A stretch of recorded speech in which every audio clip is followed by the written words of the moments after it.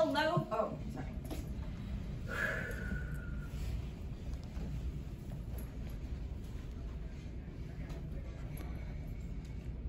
Hello, family. I am Abeita, Coyote walking in this world, real life, a Slatopovo superhero, proud two-spirit indigenous warrior.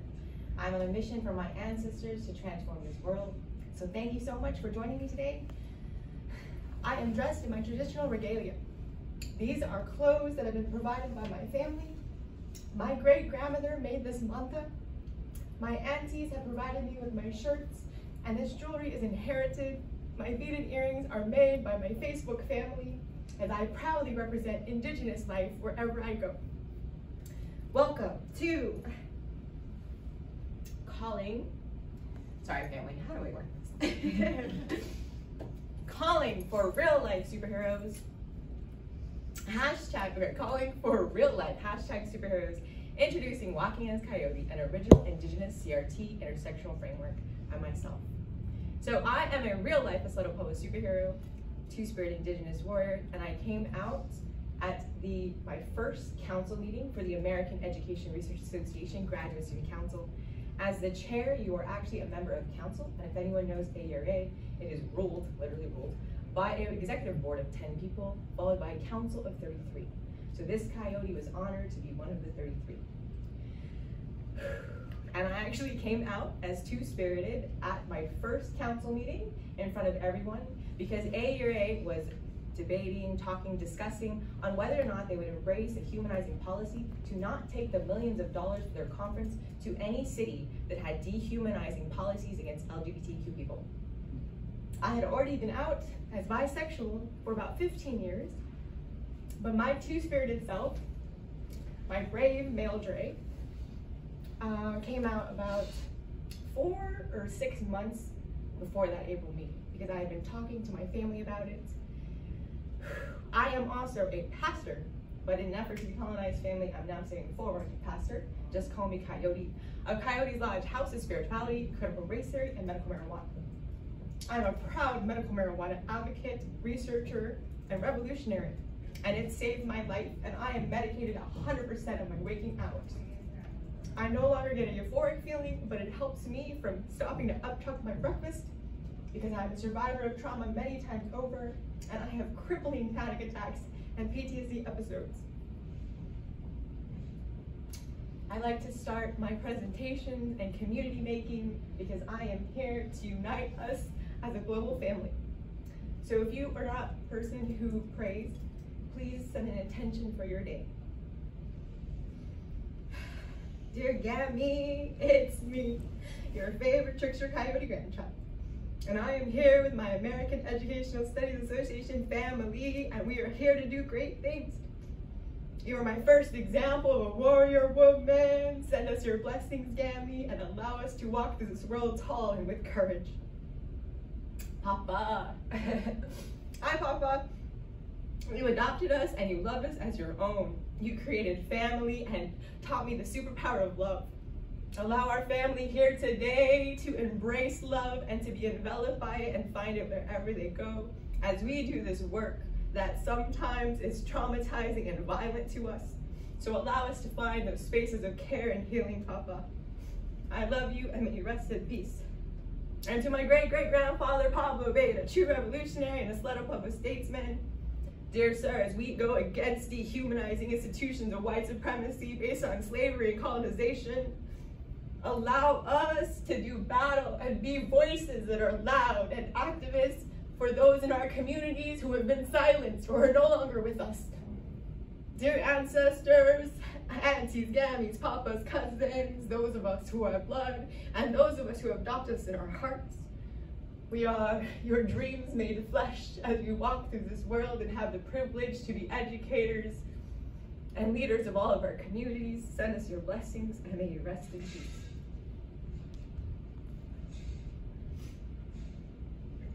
I am a 10th year doctoral candidate.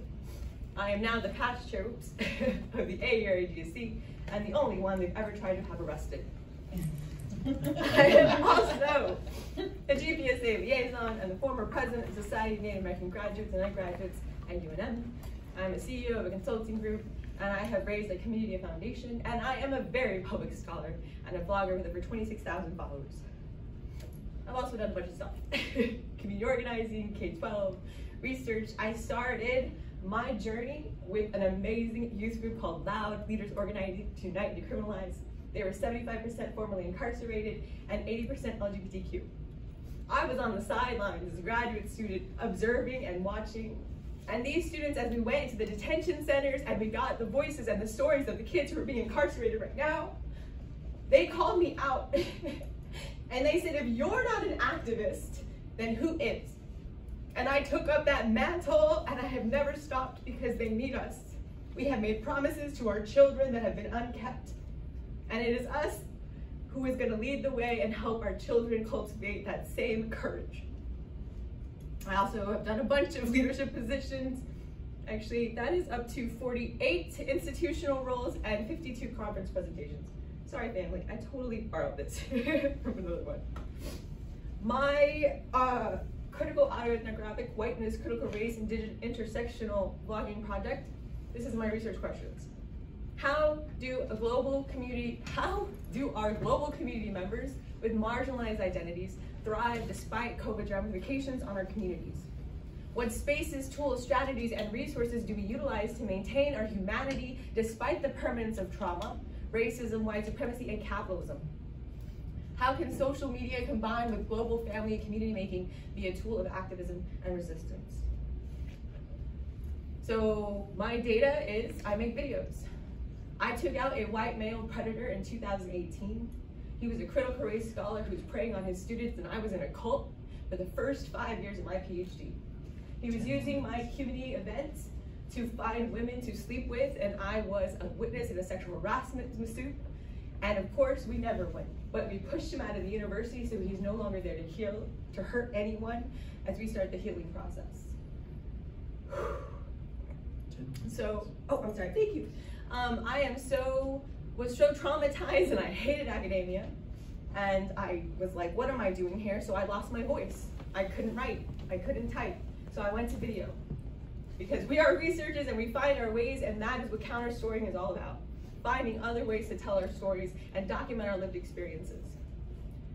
So it was a lifeline. And COVID literally, it devastated me because I'm also an extrovert. So I need my people, I need my community, but I found a way to interact with people. I went from like, oh, what is Facebook? Seriously, like 5 years ago, to cultivating in 2020, April of 2021 till now, the 26,000 followers I've had in about 2.5 years. My data is the vlogs that I do. So during April to December for a year, I just did one vlog every day. I did check in. And then I evolved, because as you play with the internet, you figure out new ways to communicate with people. So then I started just vlogging whenever I needed to, and then I created regular content. So I make videos on PTSD, I have a daily prayer, I have church services. There is a Yoga with Adrian, amazing person. And I do chair yoga Monday, Wednesdays, and Fridays, and floor yoga on Tuesdays and Thursdays. I also do self-care videos. I did thematic coding throughout Deduced and had some of the tapes transcribed. And excuse me, I need to go quickly. I'm gonna just give you guys a snapshot of these videos. But since 2021, so why are you taking information? Because we got it. I have faced the police twice in my role as an activist during protests. So this is the first encounter. Any interaction with police is troublesome and can cause me to have PTSD attacks. So I want to report it to you. So why are you taking my information? Because we got a call, basically the call came out that it didn't really say who was harassing who, just that there was. So I faced down a police officer. I am a graduate student union organizer at the time. I mean, I had to step back because I did a lot of stuff. But at the time, I was getting ready for the protest and to raise awareness. This has been about the third protest. I do one-person protests. I walk usually from UNM like law school to main campus, and I vlog along the way doing a live and talk about whatever the issue is. So I was doing that at Isleta, walking from the top of a hill down 2 roads to my grandmother's house, where my mom lives. and I'm in full regalia, as I said, in all professional capacities, and so that was troubling. And this is what happened. 3 cops, more than 2 cop vehicles, just coming down from like the interaction I had at AESA. So I literally had 3 cops, more than 2 cop vehicles, a lieutenant governor, and 3 spiritual leaders corner me on the fucking corner of our reservation family. Now let's be clear, the lieutenant apologized to me, and it was made that I had every right to be doing my one woman walking protest. I had every right to be on the side of the road. They were checking. I was upset. I was very upset with that interaction, and that was the first video. There's a brief clip of the cop, and then I start a new video where I literally have to face down all of those male patriarchal leaders of my tribe, and I record the entire thing. The lieutenant governor asked me to delete the video. I deleted it. I will never delete evidence ever again, but I also believe I needed to be there at that time and space, and what triggered me was they shamed my mom. My mom was there as my safety person, and she drives and follows me, and she apologized for me, as if I was doing something wrong, and that broke something in me. And then at the end of the interaction, the lady cop was like, "Please leave," and then I went to UNM and did my protest. This is the second interaction. This is AERA. Would you please? I also sound like a chipmunk when I'm stressed. I apologize. I am being walked over. What happens is I needed $100,000 and I got it out of AERA, going from don't ask for any money to here's 15,000 to oh here's 30,000, but guess what? You spent it already, so there's no food for your graduate students. So the Friday before the conference, I've been fighting with Felice Levine and Lori Dad, Hill, Nathan Bell, and President Nasir to get food. I needed food. My food insecure graduate students didn't have money to get to the $222 hotel room, much less pay for food. So I was trying to get a free lunch and a free dinner, and that was gonna be about $80,000 because it was 150 bucks for a gallon of orange juice and 220 for a dozen bagels. So I could not afford to feed my students, and I was mad because I asked for an investment of $10 per student. There was 6,700 amazing graduate students. If they give us $10 a head out of the over $150 they get out of us, we would have had $67,000, which gave me hope, right? But they said, no, no, no. So I go to the mattresses, I do a protest at UNM, I do a protest online on Facebook. I've taken $750 from PayPal from strangers. I also do mass emails to all the co-chairs of the SIGs, and I've taken about $8,000 of donations, $500, $50 at a time. 3 minutes. 3 minutes. Oh no. Okay. So this is what AERA does. Tell them we're not leaving because we are not leaving until they come. Hi, Kimmy. This is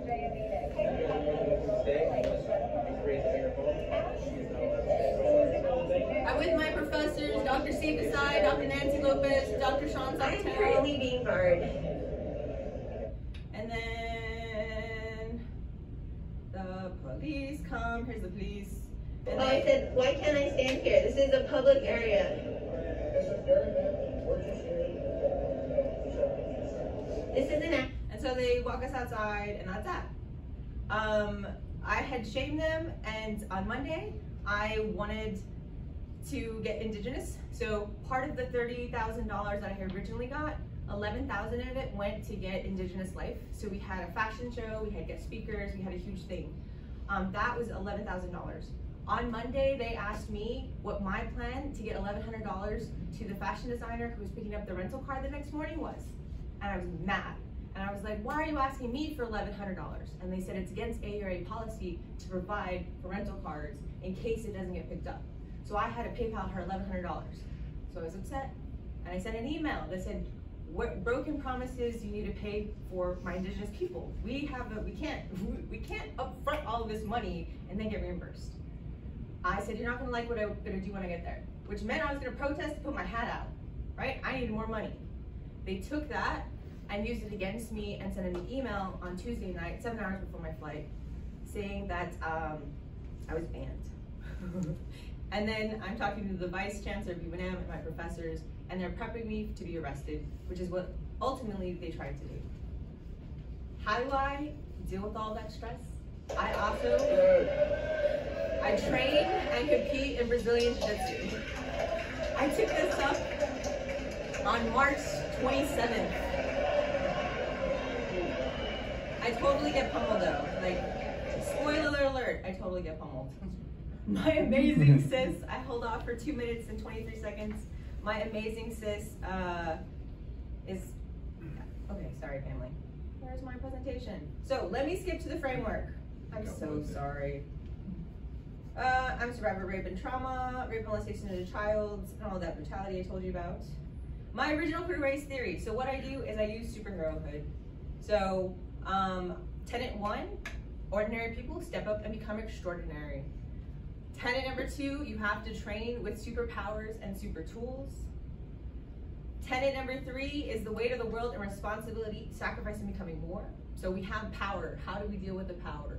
I talk about, I mean, this is the short version, but in my longer version, I tie each to a historic indigenous person. So I use superherohood and pile on my indigenous identity. Number 5 is the line between hero and villain, right? I always tell my social work students, my nursing students, you could be a hero or villain without knowing it if you don't use your power correctly. And tenet 6 I'm working on is a new one, warrior activism. So how do we embrace transformational change while balancing the permanence of the US empire? How do we be brutally honest to provide clarity? How do we master a skill? How do you control your own mind and body, have balance, control fear, control, and also embracing alter ego, right? And let me just stick to the bottom, which is my ask.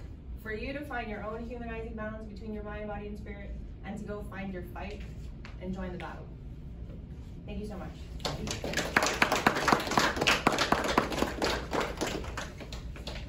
Okay, Jasmine and